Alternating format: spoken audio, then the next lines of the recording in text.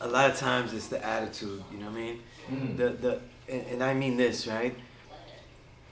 I love that you were quick to defend yourself, right, and speak up for yourself, right? But it's when you're alone, though, that I always tell people I want them to disrespect themselves. Disrespect the voice that says, hey, we did enough today. We're okay with this. Maybe I'll try again tomorrow. You know, and I liken it to working out, right? If you have a great workout, right? Now I had one today, and thankfully I didn't have to go to work early, right? And I was like, I gotta rest up a little bit. I went too hard. Like the arms, I couldn't lift them. I was tired, right? But a lot of times people will do great in a workout, right? And then the next day, they're like, man, everything is just, I can't move. I earned it. I'm gonna take a day off because yesterday was great, right? And it makes sense, right? You earned it, right? But I'm saying it doesn't make sense. Why? If you had a horrible workout, right, and your body was sluggish the next day, you would say, it's not really working out for me. I'm gonna take a break and catch up with it later. You see? The tiredness of the body is always going to exist, though. You do a great workout, you'll be tired. You do a horrible one, you'll be mentally tired. You'll be like, yeah, it was horrible. You know what I mean? It'll exhaust you in different ways. So I'm saying, you gotta disrespect the body. When you do that, you start to find real ways why you're not doing anything. So when we say that there's no mystery, God, when I had the ideas of doing extreme things before I did them, right? So we talk about like learning, studying stuff. God knows I read at least 52 books a year, right? And it stays at 52, by the way. I keep it at 52 because when I get up to 52, I start reading like 800-page books. Like books that take forever to finish. So that way, in the beginning of next year, I get to finish them and then put them on the list as one of the 52 for next year. Is that like your excuse, kind of like, I'm gonna kind of like, yeah. No, but I read a certain amount of pages every week, so it still has to get the so amount. Like if it's like 10,000 pages a year, when you get to like, you know, like 9,000, like, all right, I have to slow down. No, because it's a certain amount every week. It has to get there. It has to be. It doesn't matter. You know. But the thing about it was that when I started to do that, I would do like extreme things. Like I did things where I would stay awake and try to read for 24 whole hours. Not go to bed, nothing.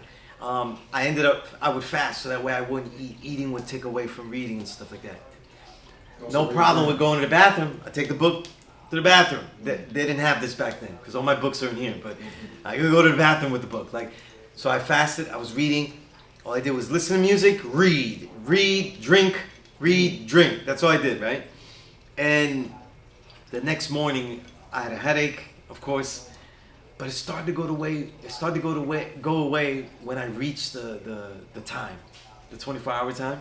It's like 10 o'clock or something. I started to reach at 10 o'clock, and I realized I was getting high because I was excited about reading, you know what I mean? Reaching the time.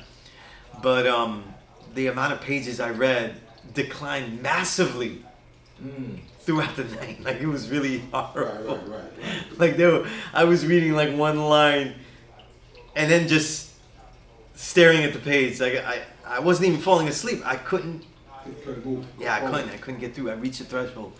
And I think I read maybe like, at best, 150 pages that whole day, which is, by today's standard for me, is horrible. I could read 100 pages in 3 hours, easily, you know, if I don't get distracted and stuff, like ideas to write or things like that. Build the muscle. Yeah, but I disrespected it. I disrespected this idea of headaches and all that kind of stuff. So then when I used to get tired before, I would say, it's not me at fault. Like where you say, look, I just can't do it. You know how people have that? You'll be around people say, well, I just can't do it like that. I can't do it like you. I would say, listen, this ought to be done, and it should be done. How can I do it? What is stopping me? So I was saying, then I would ask myself, is it something I'm eating that's wrong? Is it something I'm drinking that's wrong? Right? Obviously, with the reading, the biggest thing was the and I've said this before, it was the sleep. If I don't have a certain amount of sleep, the reading will always be hampered, you know? Yeah, and then I realized when I slept well and I read, the focus is the other thing. Because I also, nowadays, like when I doze off a lot when I read, it's because I have other ideas. So if I get an idea and I start drifting off on the idea of what I just read, I'll doze off. So I remember, oh, let me write that down, or let me just let it go because it wasn't a great thought, you know? But the thing was, I had to experiment with that. But if I went from the beginning that it's impossible to do these things, or like let other people do that, that's their thing, then it'll be their thing, okay? So I didn't become a music journalist though. In the beginning, I had like 3 albums. Like when I got into college, I probably had like altogether all genres. Probably had like 10 albums between me and my twin brother. So some of them ain't even mine. I'm just saying I have access to take it because he's got 10 albums. And I'm like, how am I supposed to be a music journalist? I haven't heard anything. It's like, right, 10 albums. That's even if you pick one genre, that's almost nothing, right? So what I do, I either start collecting and listening. Peace. I got freedom here. You want to be a part of the case? Peace.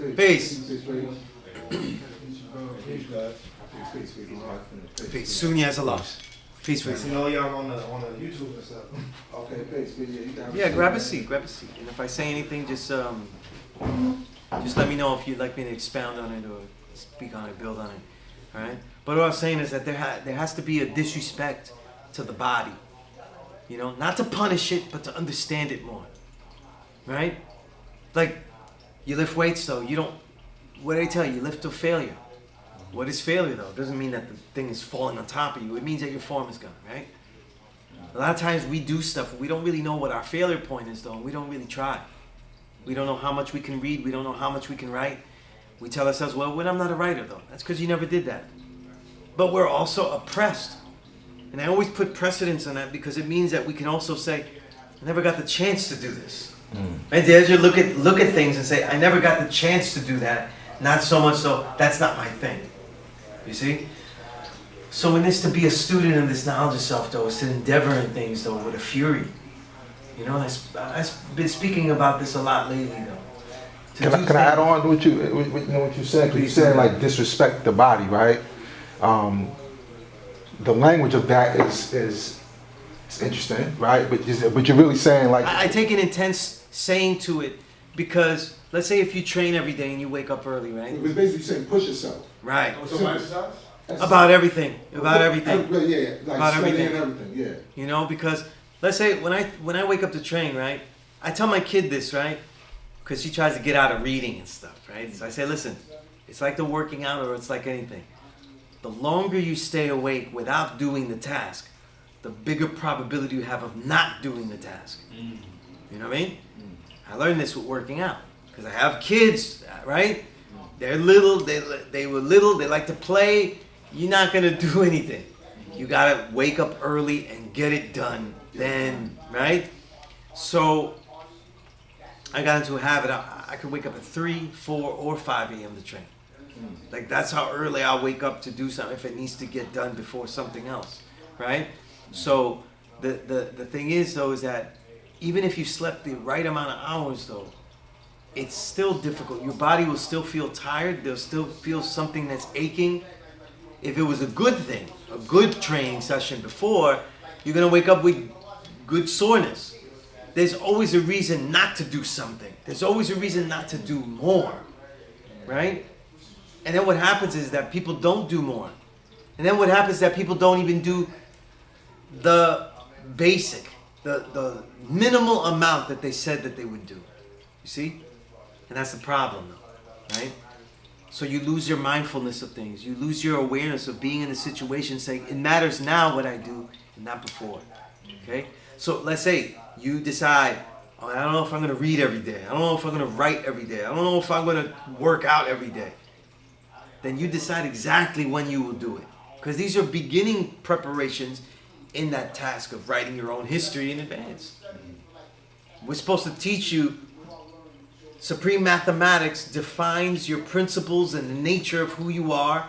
And when you call upon it, whether in the day's degree, today's understanding, whether you recall it through a degree in the 120 lessons, whether you're just thinking about the degrees, the truth is that those are details of who you are, and you are always those things. You're not God because you're using the math or this knowledge. You're God that is using this math and knowledge that is actually detailing you further, detailing your reality in a further degree. And if that's the case, then the activity is to actually what? Decide what you will be at all times.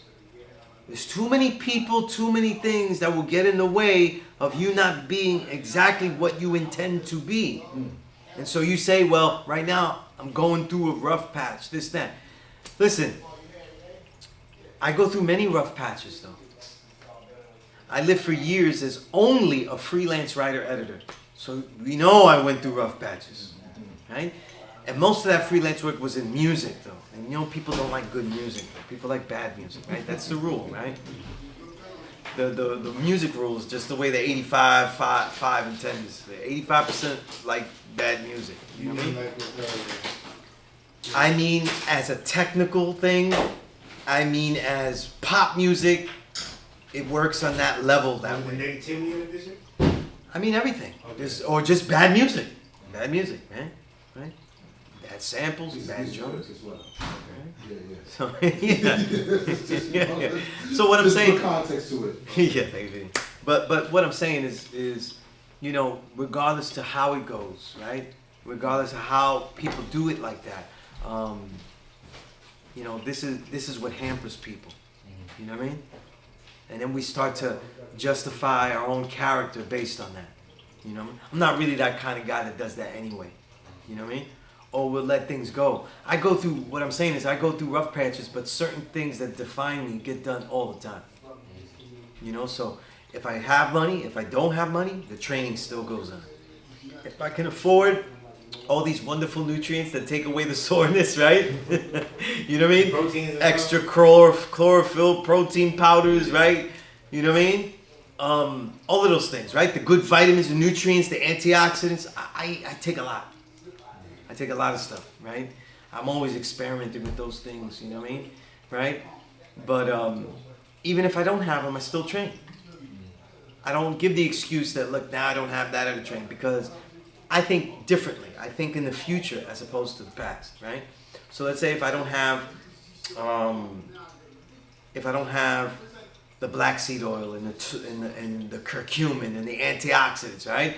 Then I go, man, it's not gonna go good. I could glycate and doing all this heavy workout, you know what I mean? No, I think I don't have it now. I'm gonna still get it done. That means that when I do have it, those workouts will be even greater because I did these without that. Right. You know what I'm saying? Always think of a better future as opposed to suffer for what you are comparing to in the past. You know? Because things do have to get done. And things ought to be done great. And it'll get done greatly regardless to whom or what. You see? So these are things that, you know, this is really what I'm talking about. You must do your own research, as I did. If Mecca did this.